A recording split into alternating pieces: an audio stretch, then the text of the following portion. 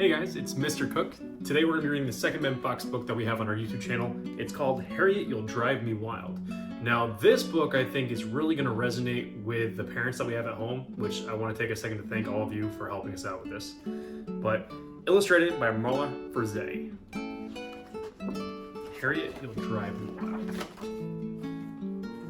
Harriet Harris was a pesky child. She didn't mean to be, she just was. One morning at breakfast, she knocked over a glass of juice, just like that.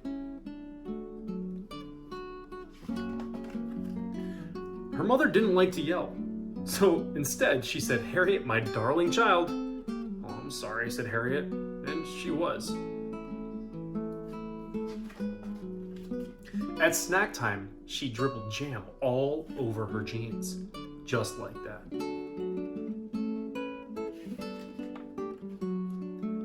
Her mother didn't like to yell, so instead she said, "Harriet, my darling child, Harriet, you'll drive me wild." "Oh, I'm sorry," said Harriet, and she was. And before lunch, when Harriet was painting a picture, she dripped paint onto the carpet, just like that. I wonder if her mom's gonna be upset again. Her mother didn't like to yell, so instead she said, "Harriet, my darling child, Harriet, you'll drive me wild. Harriet, sweetheart, what are we to do?"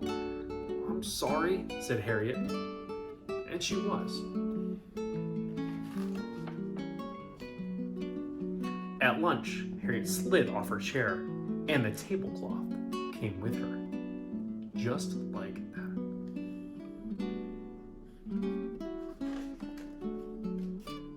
Her mother didn't like to yell, so instead she said, "Harriet, my darling child, Harriet, you'll drive me wild. Harriet, sweetheart, what are we to do?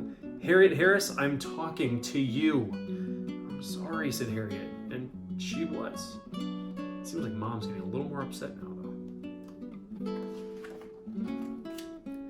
Later that afternoon, when Harriet was meant to be napping, she ripped open a pillow, just like that.